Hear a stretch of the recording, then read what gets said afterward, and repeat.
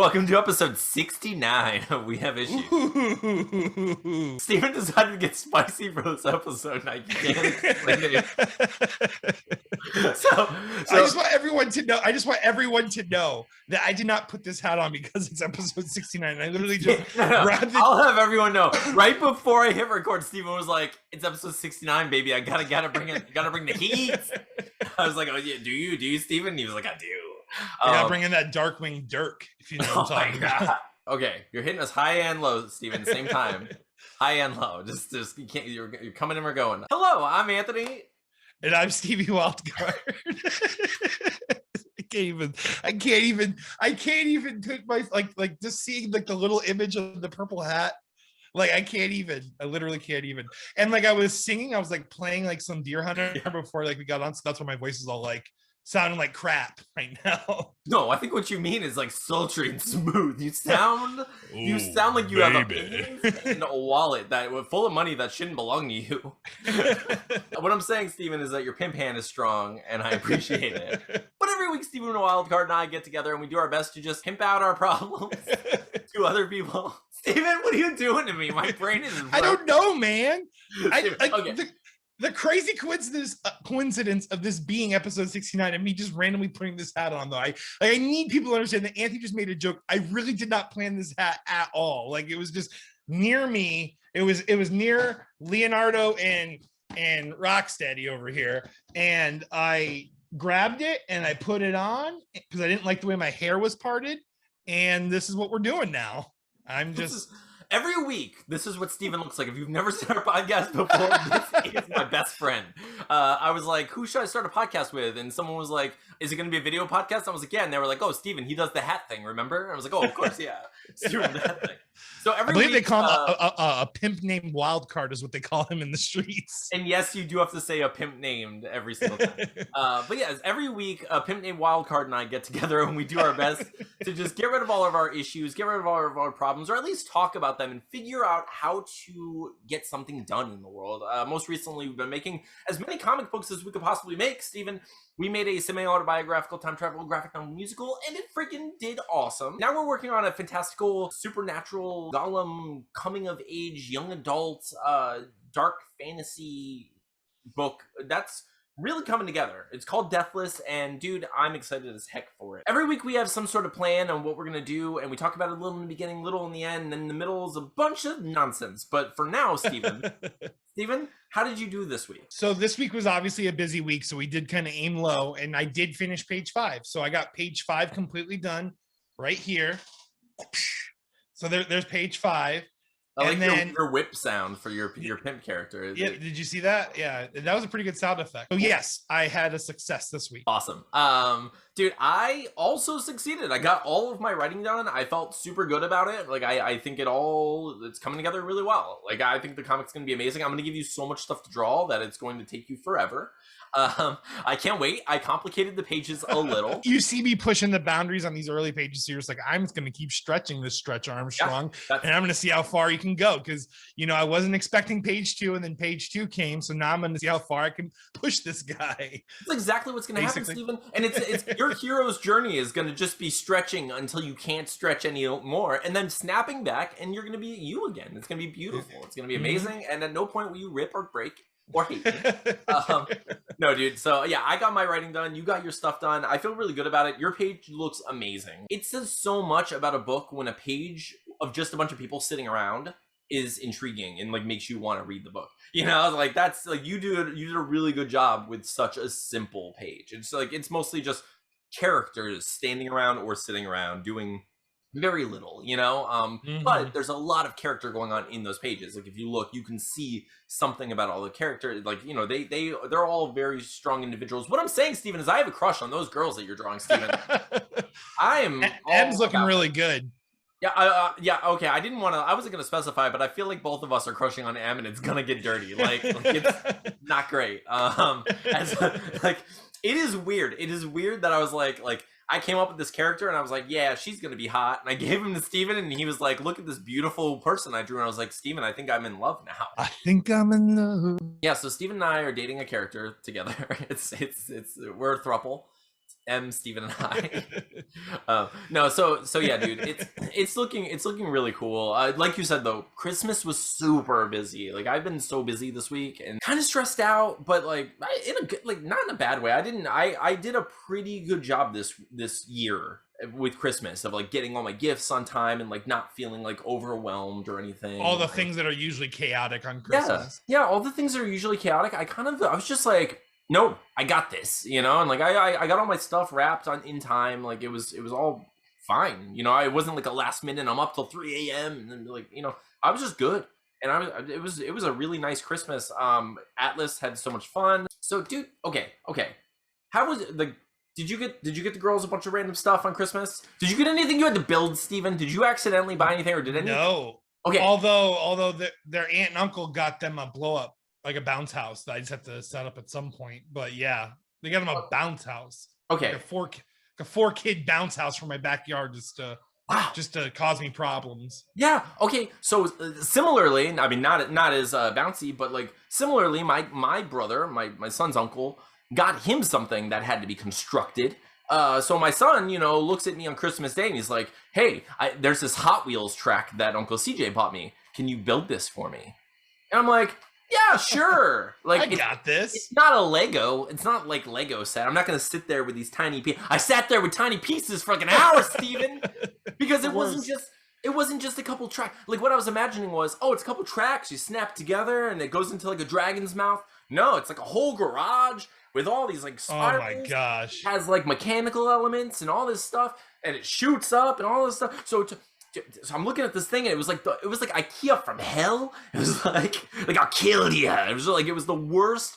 It was the worst. I'm sitting there on Christmas and you know what's worse is like when you're trying to figure something stupid out and you're already having trouble, but then other people are coming around like, "You need help with that, bud?" And it's like, look at this, and they look at it and they're like, "I don't want to do that." But look at this 142 step thing I have to build. Yeah, it's so crazy. then it's like you can't, like, as much as I appreciate the intention, you can't come in at step 67 and think that you're gonna help or get any medals here. Like you don't even recognize the track pieces at this point. Get the hell out of here. Get the hell out of here. You are of no help to me. Yeah. So it's like I named every piece. I knew where they were. I knew what was going on. I just didn't know what I was doing, Steven. So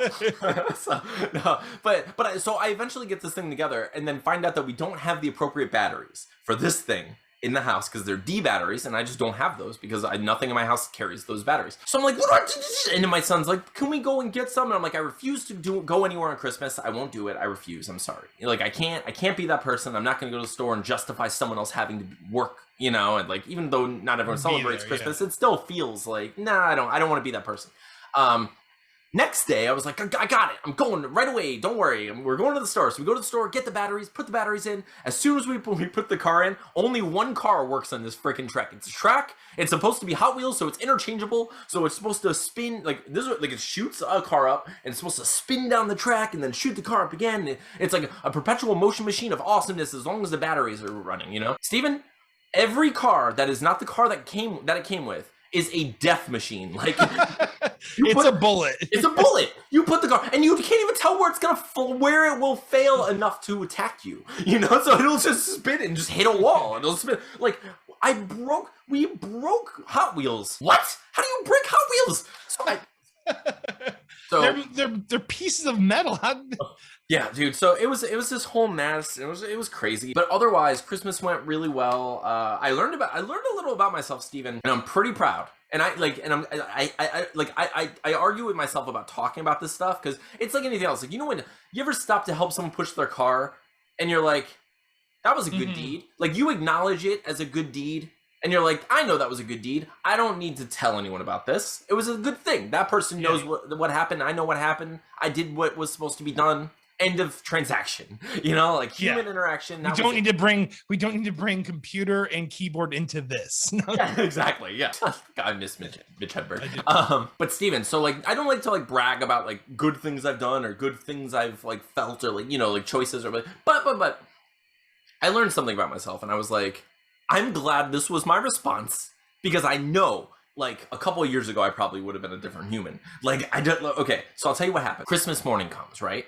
And like a child, I'm excited to watch my child open presents. I'm like, yeah, get them. Like, oh, this is so much fun handing presents. But I'm also wondering, as an adult person, is there anything under this tree for me? Right? So I'm like, my parents put some stuff under there. So my parents put some stuff under there for my brother and for my brother's girlfriend. There's a whole pile, like a Mount Rushmore of presents just for my brother and his girlfriend and their baby. And I'm like, there's this Mount Rushmore over there. Awesome. Seems indicative of a situation in which I might be opening at least a present or two, you know. So I'm like, here we go. Like, I might get one. Like, I'm not. If Siege gets a mountain, I will probably at least get a molehill, right? Like, that's what's gonna happen here. That has to be the fair trade, and that's all I want. All I want is a molehill. Just give me, you know. So I'm sitting here and like they got a few things for Atlas, and I was like, oh, okay, I see what's going on. Like he gets all the stuff, so it's like maybe they just spent all the money on, you know, like everything they had to spend, they gave it on to him. And I was like, but why did CJ get? Okay, so they're like, here, this is for you. And I was like, oh yes, I got one. You know, and I opened it up, and I was like, socks. I got socks. And I was like, I like socks. And there's socks I'll wear, you know, like they got me Punisher socks. And I was like, I like it. I like Marvel. I love the Punisher. Like, socks. I got it. Yes. Then I open up another one. I was like, yes, I got two. And then I was like, more socks. So I was like, so did they mishear like the LMFAO song from the, you know, late 2000s? It was like socks. Every day like socks. So okay. So I'm like, maybe that was it. They know I'm an adult person. I don't know to what extent anyone ever is going to give me anything. So I was like, no, I don't know. Maybe that's it. So they break out, Steven, a box that's yay big. Oh man. And they hand it to me, and I look at it, and I'm like, cool. I got it. 3 presents. And I open it up, Steven. You know what it is, Steven? It's a toaster. Oh, I bet. No, it isn't. It's a toaster. Again? I know. So for those of you who don't know, no. Here's the toaster sequel. They brought back the toaster. Okay. Did they know what they were doing? No, they didn't, Steven. Oh Okay, they didn't. Okay. They are just such consistent characters. So for those of you who don't know, when I was a child, my parents thought it would be funny to buy themselves a toaster around Christmas time and wrap it up and give it to me. So I got it and I put it in my room, and I used the toaster in my room for a while. And then you know, over time I was like, all right, this is getting a little gross, and I brought it to the kitchen. But it was mine for a while. For a while I was like spitefully like, this is my freaking toaster. This time I was like, I don't have any room in my room for a toaster. What do I do? Like, I can't spite you. But I was like, okay, so they got everyone a toaster. They essentially got themselves a toaster, and they got me 2 pairs of socks, like two sets of socks. And like, so I'm looking, so I'm holding my socks and my toaster, and I'm looking at my brother's presents, which is like growing by the second. Like, as I'm looking at it, it's just like, it's like, like I can see a car under the tree. I can see, you know, it's like all the stuff I've ever wanted. Like a hockey stick, like wrapped as a hockey stick. He probably doesn't care about hockey. I don't know. For some reason, like a lot of Christmas movies had hockey sticks wrapped. I don't know why that was just a thing in the 90s, but so like I'm looking at all this stuff, and I'm just like, you know what? And I look at and there's nothing left. There's nothing left. It's just stuff for my brother, stuff for his girlfriend, stuff for their kid. We're all done. And I'm like, you know what? I'm fine. I was like, I don't need anything. I was like, I didn't need anything, and I'm actually I'm thankful I got anything. I didn't expect, like, not that I expected to get nothing, but I didn't have any expectations. I wasn't like, they better get me this or anything, you know. So I was like, I got to open 3 things. I get to keep at least 2 of them. That's you know? I was like, Mom and Dad are getting some socks, as I'm keeping the toaster. Yeah, I re-gift those Punisher socks to my mom. You're a big fan of Frank Castle, Mom. Shit. But like inside, I was just like, yeah, like Atlas had a really good Christmas. He's happy with everything that we all got him. Like, he got so much stuff. He's just like the happiest kid in the world. He's loving his Christmas. And I'm looking at him, and I'm looking at my socks, and I'm just looking at my parents, and was like, felt good. It just felt like Christmas, you know. Like, it didn't feel like nothing in me was just like, like, you know. But what I did notice is that, though, I was like, wait, I feel like I should have more humbug in me. Like I started feeling like it was kind of funny. I had like the reverse. Where's all the damn humbug? Who stole my Grinch? I want to be more Grinchy, you know. I want to be. I have a darkness inside of me, Steven, but it wasn't there on Christmas this time. I was like, come on.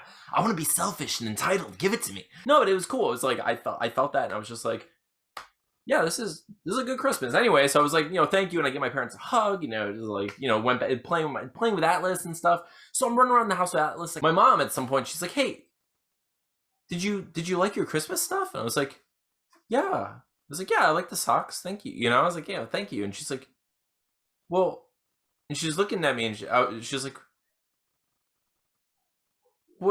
where's your other stuff? And I was like, so I'm just like, I was like, yeah, I'm like, other stuff? I got socks and a toaster, Mom. And she's like, no, you didn't. And I was like, no, I mean, I did. That's what I opened, and they have my name on it. I was like, you can't take my socks and my toaster, Mom, they're mine. So she's like, oh no, hang on. So she goes to the room, and she's gone for like 5-10 minutes. I don't know. She's just gone. Like they're looking for stuff or something, So she comes back with an envelope, and she's like, we were supposed to put this on the tree. I'm so sorry. We forgot. And this is like hours and hours later, So she gives it to me, and there are just like several gift cards in there for like various places, and I was like, oh, that's awesome. Yeah, it was not a complete bust, right? So they bought my brother a bunch of stuff for like the baby and just like some clothes and stuff like that. But for me, they were just like, here's some gift cards because like can't shop for you because I mean, look at you, you're wearing a shirt with a Viking riding ostriches. Did you have anything about Christmas that like you wanted to talk about? No, my dad was there. It was a pretty, we made a 24-pound prime rib, and it was all gone by the end of the night, believe it or not. But we had a lot of people over, a lot of family over. The girls got super spoiled. We don't even buy our kids much anymore because like everyone. Tina's mom always like gives them like 2 Christmases somehow, and then Tina's grandparents give them a whole Christmas. I mean, Tina's my sister-in-law / Tina's sister-in-law. I mean, every house they go to, they get like 5 or 6 gifts. So it's just wow. It's like Halloween, Christmas. Like there's like a bowl of gifts. And yeah, dump them into the bed. It's literally what happens. And like we literally donate like their whole room of toys away, and then they get the new toys, and then we like it's at least good because we really do donate like every couple months. We're just dropping bags of toys places, but it's nuts, dude. They get so spoiled. That's cool, though. I'm glad they had a good Christmas, dude. They had a great Christmas. Did Tina have a good Christmas? Did she like everything? Tina did, but Tina actually got me like a Boss digital processing pedal. Cool. So it's got like all the effects in it. So I can actually probably plug that right into my computer and use that. Like there's like wah effects, tuner, all the effects I have also. Dude, that's but awesome. It's got all of them built in. So she got me that effects pedal. She got me some awesome stuff. And then I got her some pretty cool stuff too. We have matching Goku and Vegeta fist bumping cell phone cases now. I love that. We all had a very awesome Christmas morning. We, went and had breakfast at our brother's. Then I came home and started cooking the prime rib. And then we had awesome dinner. Christmas Eve was amazing. We went to our grandparents' house. They always make a sausage lasagna on Christmas Eve. So we had like lasagna, all that good stuff. So yeah, it was a busy weekend, but we had a blast for sure. But yes, moving on from the holiday weekend. Steven, okay, well, like I was saying, so speaking of like taking on a character and becoming a different version of yourself, sometimes it's through choice and sometimes it's through necessity, like so some people have greatness thrust upon them. Steven, if you found out that the world was going, not that you were going to die in 6 months, but that the world was coming to an end in 6 months, how do you think your life would change now? In the immediate next month, how would your life change? It would probably have to change pretty drastically, right? Like job is gone. Don't need that anymore. Like everything's over in 6 months. My house can last that long. Like we can just, I think I would like completely reevaluate like what we're doing. I don't even know what I would do if I knew it was ending in 6 months for sure. See, like, so I watched the movie Don't Look Up, which like I know we can't talk about because you haven't seen it, and also it's like it's relatively new, so I don't want to spoil it or anything. But like the synopsis is basically that people find out that there's a comet coming, the world is going to have an extinction level event within so many months, and they know it. But it's a very close parallel to a lot of stuff that's going on right now. It's like, an analog to COVID and other, situations, and how it's dealt with in social media, and how people fight and argue and like splinter and have different ideas of and perceptions and perspectives of how to deal with those situations. But like, from denial to like extreme, like passion about the thing, like what do you do? But where I went was just like, man, like there's like you said, like work is out the window, right? But I don't have enough food to last me 6 months, like in my house right now. You know what I mean? So I'm like, now in this particular like scenario you're giving me, am I the only one that knows, or does the whole world know with me? Okay, I'm glad you asked that, because like I guess that's like, that does change, because literally finding out the world's going to end, it becomes a zombie apocalypse. Like there would be tribes of people, there would be like, it would immediately descend into chaos, like it kind of does in Walking Dead, I would imagine. It would, like, I really think it would. Like, I think if we all knew the world would end in 6 months, people would just, like, as much as I would like currently wouldn't go into a store and just steal things, because of like the butterfly effect, like distributed causality. If I'm going there and I take a bunch of stuff, it affects like, it affects their money, and affects the people who can work, and affects the hours, and if everyone does that, it would be chaos and the worst situation in the world. So because I want the world to not be utter chaos and the worst thing ever, I don't just go in there and steal everything I want. However, if the world's going to end in 6 months and I know that their business isn't going to matter at all, could I just go in there and grab 6 months worth of food? A lot of frozen foods, of course, but it's weird, like how much would I steal, and how would I do it? Would I just, it's just so interesting to think about that stuff, because there's no chance I would work retail if I knew the world was going to end in 6 months. No. It drives me crazy though, dude, because I was thinking about it, and like, I think and the reason I specified that you're gonna die, but the world's gonna end, is because it's such a different thing, Like, if I knew I was gonna die in 6 months, I'd probably still work on the book we're working on now. Like, I'd still want to write something or make something or do something. I'm not sure what I would do. Like, as someone, but if there's nothing to leave a legacy or anything to, everything's gone. It's so interesting, dude, because like, I have no delusions of having an identity in perpetuity. Like, I don't think, I know everything comes to an end. Like, at someday in the future, someone will remember me for the last time, and my name will be uttered for the last time. Like, doesn't matter when. It doesn't matter if I become the most famous person in the world. Like, people are gonna forget Galileo eventually. Like, that's just how it works, Like, all things come to an end, I don't know, like, if there's no one to read the thing that I want to express anyway, why am I doing it? And, like, would I still work through things that way? I don't know. 6 months is not a long time if the entire world's going to end, it's just crazy. But at the same time, I don't even know what I do. I feel like I think that the easy go-tos are like, if no one else knows, you'd want to like travel and see things, or like make sure you spend time with your family and like that kind of thing, like have experiences. But it would be so rough. Like it would be crazy. Yeah, there would be so many different things going on, like thought wise. Like, is this going to kill everyone? Is this comic gonna? Is it it's going to dust half the planet? Whatever, the sun's going to get blotted out from the impact, and like, but there's going to be. I mean, people are probably going to survive because we're basically like a virus, and like, yeah, man, I don't know. It's just there's a lot of thoughts, a lot of ways you can handle that situation. Would you do your best to try to find the spot that you can hole up in and like live?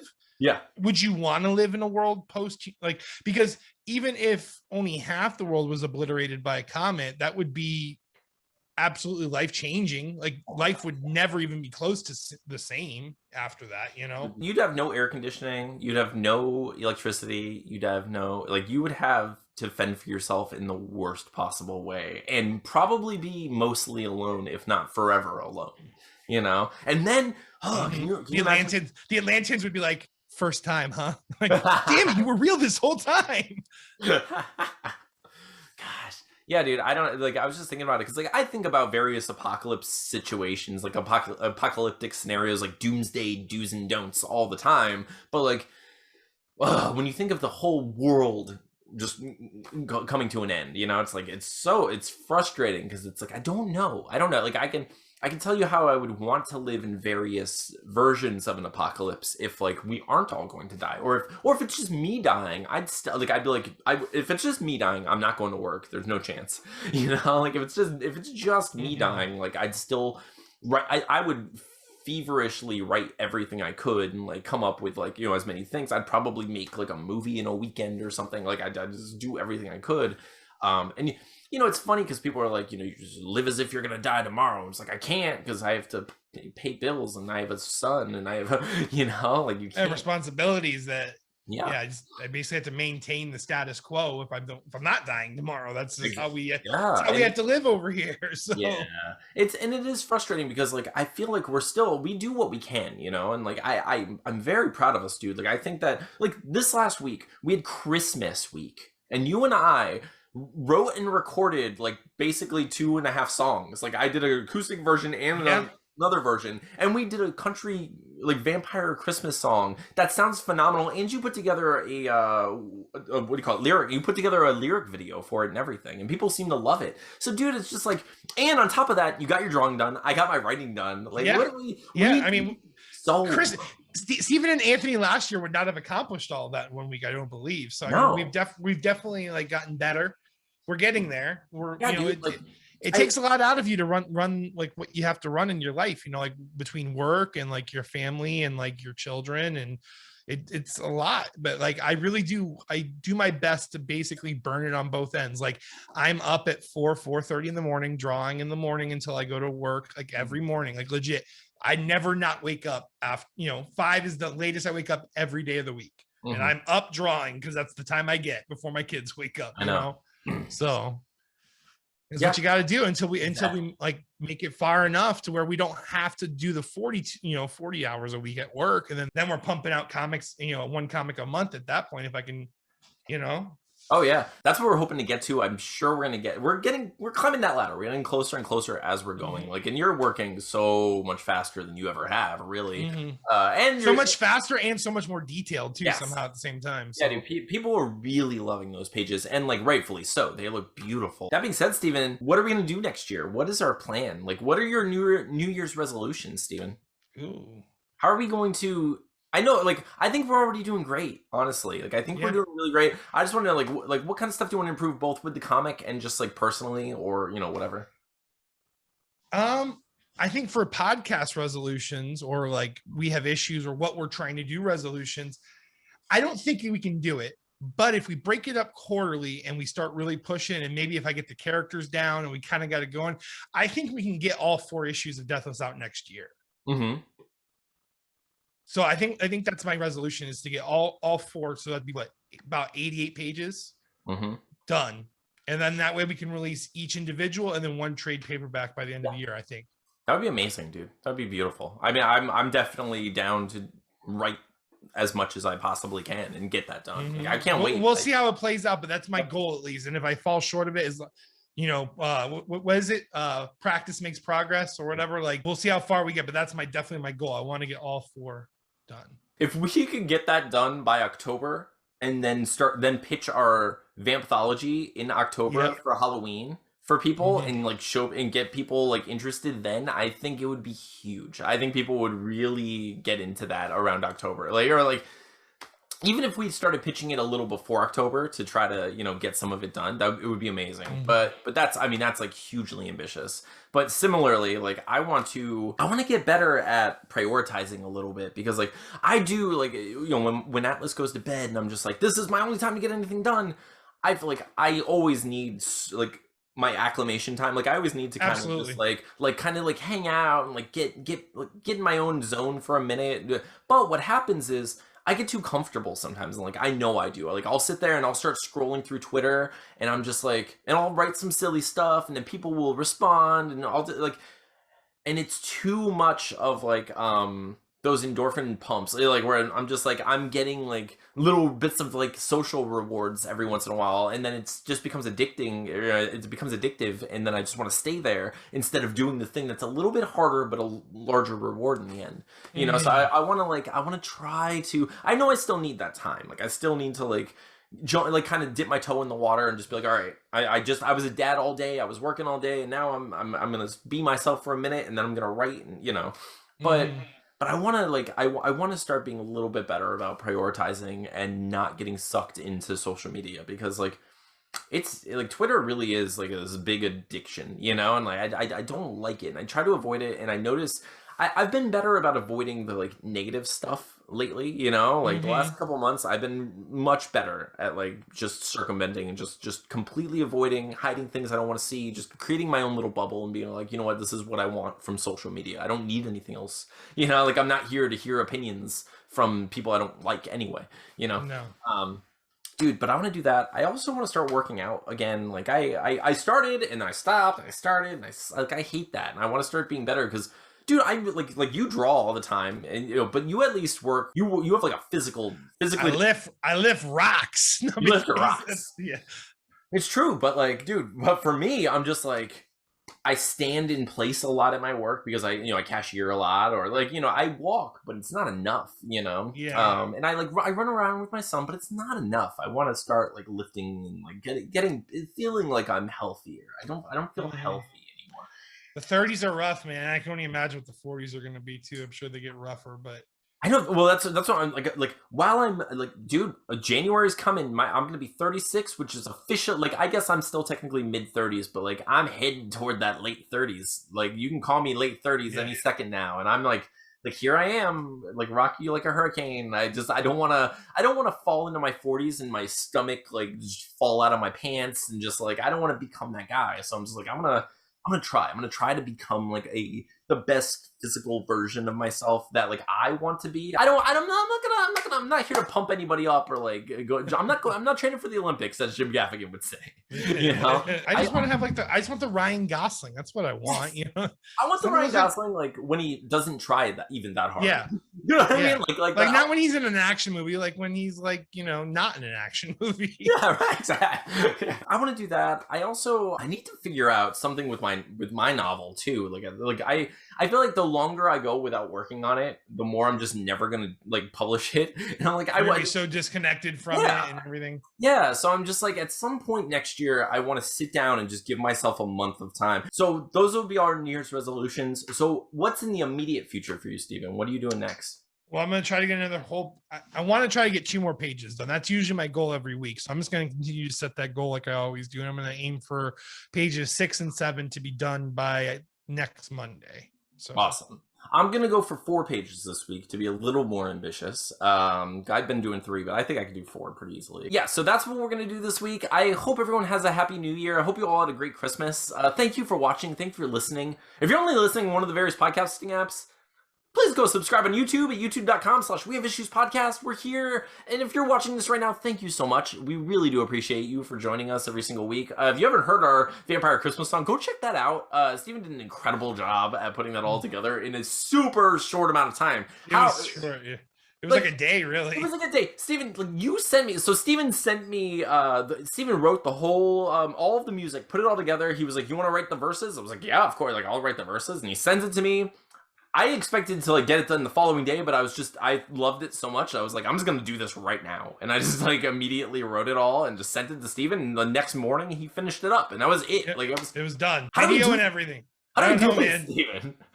Sometimes it just works that way. That's what sucks. Like I wish those moments could be captured in like more like what was it, like bottled lightning basically. Like it's hard though, but like when something comes together, it just comes together. And like since I knew so much it was already done, like I drew that one picture and then I basically just duplicated it like 40 times and just made the one font. And then I made a font and then duplicated it, and then I just put them all into iMovie and edited them down to make it so it transition. Yeah. It was quick. But yeah, if you haven't watched that, go watch it. Steven did an awesome job, and it's going to be something that we talk about at least once a year from now on for the rest of our lives, and we might continue this story and make others. So yeah. I mean, I only named 3 of the reindeer, so I still got a few of them left to do. So, but thank you all for watching and listening. Go check out our books, check out our Patreon, check us out on Twitter.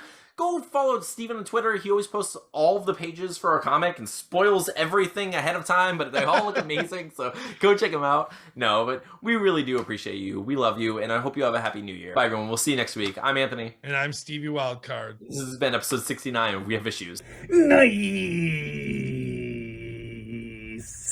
Nice. Nice. Nice. Nice. See you next year. See you next year.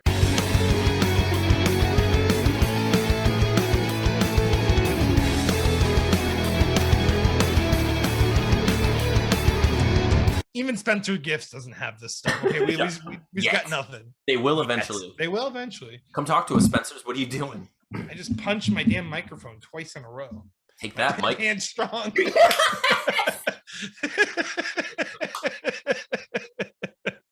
That's the end of the episode clip, isn't it? Antoine, Stephen Wildcard, I just wanted to congratulate you guys on episode 69 of We Have Issues. I just want you guys to know that everyone here at the Don't Make It Weird podcast just wants you to know one thing. Nice. I hope Jamie, from high school, picks this up and enjoys this episode because you guys met her back in high school, right?